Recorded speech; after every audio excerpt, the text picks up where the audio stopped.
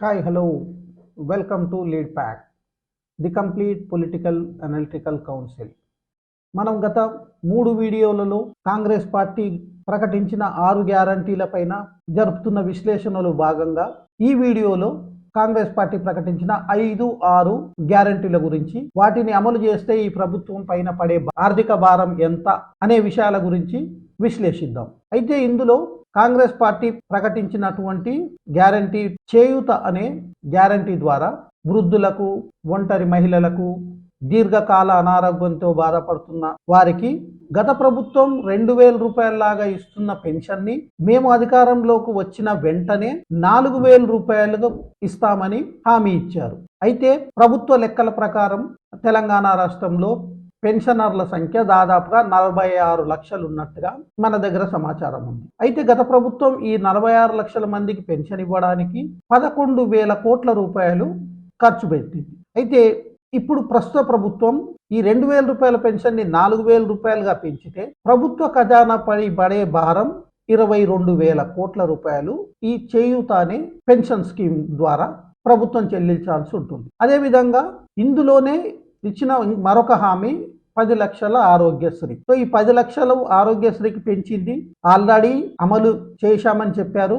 అయితే దీనిపైన ప్రభుత్వం పైన ఎంత భారం పడుతుంది అని మనం ఇప్పుడే చెప్పలేము. ఎందుకంటే ఆసుపత్రుల నుంచి వచ్చే బిల్లులను ప్రకారము ఎంత ప్రభుత్వం చెల్లించింది అనే దాన్ని బట్టి తర్వాత చూస్తేనే మనకు ఒక సంవత్సరానికి ఎంత అదనపు భారం ఈ ప్రభుత్వం పైన పడుతుంది అని తెలుస్తుంది. సో అప్పటి వరకు దీని లెక్కలు అయితే మనం ఏం తీసుకోలేము. కానీ చేయూత అనే పెన్షన్ పథకం ద్వారా మాత్రం రాష్ట్ర ప్రభుత్వం పైన భారం పడే అవకాశం ఉంది. అదే విధంగా అయితే ఇంకా కాంగ్రెస్ పార్టీ ప్రకటించిన ఇంకొక గ్యారంటీ వచ్చేసి యువ వికాసం పేరుతోటి విద్యార్థులకు భరోసా కల్పించే 5 లక్షల విద్యా భరోసా కార్డు ఇస్తామని హామీ ఇచ్చారు. దీంతో పాటుగా ప్రతి మండలంలో ఒక ఇంటర్నేషనల్ స్కూల్ కడతామని హామీ ఇచ్చారు. సో ప్రతి మండలంలో ఒక ఇంటర్నేషనల్ స్కూల్ అంటే మన తెలంగాణలో ఉన్న 600 పైగా మండలాలలో ప్రతి మండలంలో ఒక స్కూల్ కట్టాలంటే అది ఎన్ని ఎకరాలలో కడతారు, దాంట్లో ఎంతమంది విద్యార్థులు చదువుకునే అవకాశం ఉంది అనేది ఇంకా పూర్తిగా వివరాలు అయితే ప్రభుత్వం ప్రకటించలేదు ఇంకా. అయితే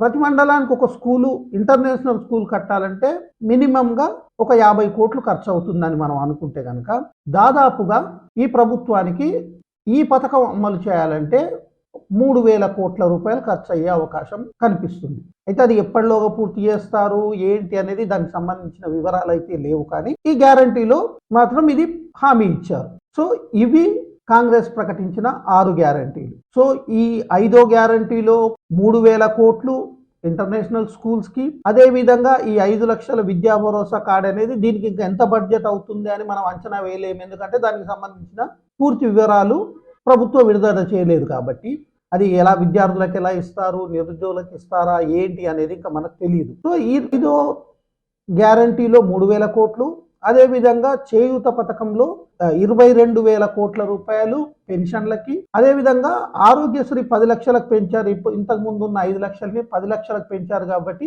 అది అదనంగా ఎంత బడ్జెట్ పడుతుంది అనేది పూర్తి వివరాలు అవి ఇప్పుడు తెలిసే అవకాశం లేదు. ఇవన్నీ ఏంటంటే ఆన్గోయింగ్ ప్రాసెస్ కాబట్టి ప్రభుత్వం ఆ హాస్పిటల్స్కి వాటికి చెల్లించే బిల్లులను బట్టి అవి మనకు ఫిగర్స్ ఎప్పటికప్పుడు తెలుస్తాయి ఎంత అదనంగా భారం పడుతుంది అని. సో ఇది మొత్తం 6 గ్యారంటీల వల్ల రాష్ట్ర ప్రభుత్వం ఖజానాపై అధికంగా పడే భారం గురించి మనం పూర్తిగా అన్ని గ్యారంటీలపైన క్షుణ్ణంగా విశ్లేషించాం. అయితే ఇక్కడ ఇంకొక విషయం మనం గుర్తుంచుకోవాల్సింది ఏంటంటే ఈ 6 గ్యారంటీలే కాకుండా కాంగ్రెస్ పార్టీ ఇంకా కొన్ని హామీలు ఇవ్వడం జరిగింది. అవి ఏంటంటే బీసీ డిక్లరేషన్ అని, మైనారిటీ డిక్లరేషన్ అని, యూత్ డిక్లరేషన్ అని, అదేవిధంగా చదువుకునే అమ్మాయిలకి స్కూటీలు ఇప్పిస్తామని, అదేవిధంగా గత ప్రభుత్వం ఇచ్చిన కళ్యాణ లక్ష్మి పథకంలో భాగంగా ప్రతి పేదింటి ఆడపిల్ల పెళ్లికి 1,00,000 రూపాయలుతో పాటు తులం బంగారం ఇస్తామని, అదేవిధంగా ఇంకా చాలా హామీలు అయితే ఇచ్చారు. వివిధ డిక్లరేషన్లలో ఇంకా చాలా హామీలు ఉన్నాయి. వాటన్నిటిని మనం డీటెయిల్డ్గా స్టడీ చేస్తే కానీ మనకు ఒక అవగాహన రాదు. ఇవే కాకుండా ఇంకా ఎంత భారం పడే అవకాశం ఉంది ఈ ప్రభుత్వం పైన. అవే కాకుండా మరి గత ప్రభుత్వం ప్రవేశపెట్టిన దళిత బంధు పథకం కంటిన్యూ చేస్తారా? ఒకవేళ కంటిన్యూ చేస్తే దానికి అయ్యే అదనం బడ్జెట్ ఎంత? ఇది కూడా మనం తర్వాత విశ్లేషించవచ్చు. సో ఇవన్నీ చూసిన తర్వాత వీటన్నిటిని విశ్లేషించిన తర్వాత నాకు అర్థమైన కొన్ని విషయాలు మీ ముందు పెట్టాలనుకుంటున్నాను. అవి ఏంటయ్యా అంటే, ఇప్పుడు అధికారంలో ఉన్న పెద్దలు ఎవరు కొత్త వాళ్ళు కాదు. చాలా మంది గత 30-40 సంవత్సరాల అనుభవం ఉన్న వాళ్ళు, గత 34-40 సంవత్సరాల నుంచి వారు చాలా మంది మంత్రులుగా పనిచేసిన వాళ్ళు ఉన్నారు, సీనియర్ మోస్ట్ ఎమ్మెల్యేలు ఉన్నారు, ఇంకా పార్టీ నాయకులు ఎవరైతే మేనిఫెస్టో తయారు చేశారో.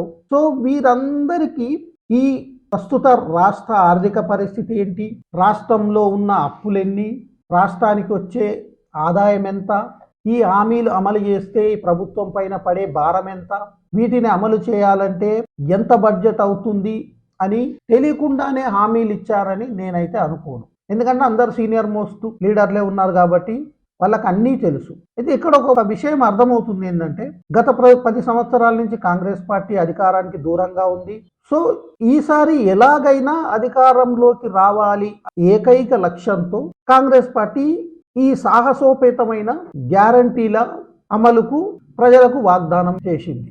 అయితే ఇక్కడ మనం గమనించాల్సిన విషయం ఏంటంటే, ఇన్ని తెలిసి కూడా ఎందుకు చేశారు, ఎందుకు ఇచ్చారు అనుకుంటే, మరి ప్రభుత్వం దగ్గర ఒకటి మనకే కాదు ఎంతో మంది ఆర్థికవేత్తలకు, విశ్లేషకులకు ఎవరికి అర్థం కాని ఒక విషయం ఏంటంటే, ఈ రకంగా ఇచ్చిన హామీలను అమలు చేయాలంటే ఈ ప్రభుత్వం ఆదాయం పెంచడానికి ఏ రకమైన పద్ధతులు అవలంబిస్తుంది, ఎలా తన ఖజానాను నింపుకోగలుగుతుంది ఈ అతి తక్కువ కాలంలో. ఎందుకంటే వీళ్ళు ఈ అన్ని గ్యారంటీలు 100 రోజుల్లోనే అమలు చేస్తామని హామీ ఇచ్చారు. సో 100 రోజుల్లో అమలు చేస్తామని హామీ ఇచ్చినప్పుడు సరే, కొన్ని గృహలక్ష్మి పథకం కానీ ఇలాంటివన్నీ 5 సంవత్సరాలలో ఇల్లు ప్రతి సంవత్సరం కట్టిస్తారు కాబట్టి ఏ సంవత్సరం బడ్జెట్ ఆ సంవత్సరానికి సమకూర్చుకునే అవకాశం ఉంటుంది. కానీ ఆసరా పెన్షన్లు లాంటి అతిపెద్ద కార్యక్రమం కానీ, సంవత్సరానికి 22,000 కోట్లు అవసరం పడే ఆసరా పెన్షన్లు కానీ, అదేవిధంగా ఇమీడియట్లీగా చేస్తానన్న 2 లక్షల రైతు రుణమాఫీ కానీ, అదేవిధంగా రైతు భరోసా కానీ, భూ యజమానులకు, కౌలు రైతులకు, వ్యవసాయ కూలీలకు వీరందరికీ ఇస్తానని హామీ ఇచ్చిన హామీ నెరవేర్చాలంటే వీటికి బడ్జెట్ రెగ్యులర్గా సమకూర్చితేనే ప్రభుత్వం ఈ పథకాలను విజయవంతంగా ముందుకు తీసుకెళ్లే అవకాశం. అయితే మనందరికీ తెలుసు, ప్రభుత్వానికి ప్రతి నెల వచ్చే ఆదాయం ఎంత అని కనుక చూసుకుంటే, ఆ వచ్చే ఆదాయంలో ప్రతి నెల ఖర్చులు, ఉద్యోగస్తుల శాలరీలే 3,100 చిల్లర కోట్లు ప్రతి నెల చెల్లించాల్సి ఉంటుంది. అదేవిధంగా పెన్షన్దారులకి దాదాపుగా 1,400 నుంచి 1,450 కోట్లు ప్రతి నెల చెల్లించాల్సి ఉంటుంది. ఇవే కాకుండా ఇంకా రెగ్యులర్గా ప్రభుత్వం వివిధ కార్పొరేషన్ల ద్వారా తీసుకున్న రుణాలు కానీ, మిగతా ఇంతకుముందు మనం మాట్లాడుకున్న విద్యుత్ శక్తి రుణాలు కానీ, వీటన్నింటికి ప్రతి నెల వడ్డీలు కట్టడానికే చాలా ఇబ్బందులు ఆర్థిక శాఖ పడుతున్నట్టుగా మనకున్న సమాచారం. మరి ఇలాంటి సిచ్యువేషన్లో ఈ ప్రభుత్వం ఎలా ముందుకెళ్తుంది, ఈ సవాళ్లను అధిగమించి ఈ పథకాలు ఎలా అమలు చేస్తుంది అని చాలామంది అయితే ఎదురు చూస్తున్నారు. వీటి విధి విధానాలు ఎలా రాబోతున్నాయి, లేదంటే ఎన్నికల ముందు హామీ ఇచ్చిన విధంగానే ముందుకెళ్తారా, పథకాలలో కోత పెట్టి, లేదంటే లబ్ధిదారుల ఎంపికలో ఏవైనా కారణాలు చూపించి లబ్ధిదారులను తగ్గించే ప్రయత్నం చేస్తారా అనేది మనకు తొందరలోనే తెలుస్తుంది. అయితే ఇంకా ప్రభుత్వం ముందున్న ఆదాయ మార్గాలు ఏంటి, ఈ గ్యారంటీలన్నీ అమలు చేయడానికి ఇమీడియట్లీగా ప్రభుత్వానికి ఆదాయం వచ్చే మార్గాలు ఏంటివి అని కనుక మనం చూసుకుంటే ఒక 2-3 విషయాలు. ఒకటి, ప్రభుత్వ భూములు అమ్మడం కానీ, లేదా వివిధ రకాల పన్నులని పెంచి ఆదాయం సమకూర్చుకోవడం కానీ, లేదా మద్యం పైన ధరలు విపరీతంగా పెంచి మద్యం ద్వారానే ఆదాయం సంపాదించే కార్యక్రమం చేసినా కానీ ఈ ప్రభుత్వానికి ఇమీడియట్లీగా ఆదాయం వచ్చే అవకాశం ఉంది. ఇవి తప్ప మిగతా వాటిలో ఇమీడియట్లీగా అయితే ఆదాయం వచ్చే అవకాశం తక్కువ. సో మరి చూడాలి ఈ ప్రభుత్వం ఏ మార్గాలను ఎంచుకుంటుంది, ఎలా ఆదాయ వనరులు సమకూర్చుకుంటుంది అనేది రాబోయే రోజుల్లోనే తేలబోతుంది. వీటితో పాటు ఇంకొక ముఖ్యమైన ఛాలెంజ్ కూడా ఉంది ప్రభుత్వానికి. జాబ్ క్యాలెండర్ రిలీజ్ చేస్తామని, 2 లక్షల ఉద్యోగాలు భర్తీ చేస్తామని హామీ ఇచ్చారు. ఆ 2 లక్షల ఉద్యోగాలు ఏ ఏ శాఖలలో ఉన్నాయి, ఎప్పటిలోగా నోటిఫికేషన్స్ వస్తాయి, ఎప్పటిలోగా ఉద్యోగ నియామకాలు జరుగుతాయి అనేది కూడా పెద్ద ఛాలెంజ్ ఉంది ప్రభుత్వం ముందల. అదేవిధంగా గత ప్రభుత్వం రేషన్ కార్డులు ఇవ్వలేదు, మా ప్రభుత్వం రాగానే కొత్త రేషన్ కార్డులు ఇస్తామని చెప్పారు. అదేవిధంగా కొత్త పెన్షన్దారులకు అప్లికేషన్ తీసుకొని కొత్త పెన్షన్లు కూడా మంజూరు చేస్తామని ఇచ్చారు. సో ఈ కొత్త రేషన్ కార్డులు జారీ చేయడము, కొత్త పెన్షన్ అప్లికేషన్ తీసుకోవడము, అదేవిధంగా ఉద్యోగాల నోటిఫికేషన్లు ఇచ్చి వాటిని సజావుగా భర్తీ చేయడం, ఈ రకంగా చూసుకుంటే మళ్ళీ కొంత ఈ పెన్షన్లు, రేషన్ కార్డులు ఇవన్నీ కూడా బడ్జెట్ పెంచేవే తప్ప బడ్జెట్ని తగ్గించేవి కావు. సో ఏ రకంగా చూసుకున్నా కానీ ఈ ప్రభుత్వం ముందు ఉన్న పెను సవాళ్లను ఎలా అధిగమిస్తుంది, ఎలా ఆదాయం సమకూర్చుకొని ప్రజలకు తాము ఇచ్చిన మాట నిలబెట్టుకుంటుంది అనేది వేచి చూడాల్సిందే. కానీ ఒక్క విషయం మాత్రం మనం ఇక్కడ చెప్పక తప్పదు. తాము ప్రజలకు ఇచ్చిన వాగ్దానాలు గనక నెరవేర్చలేకపోతే ప్రజల్లో పెళ్ళుబికే ఆగ్రహానికి ఈ ప్రభుత్వం గురికాక తప్పదు.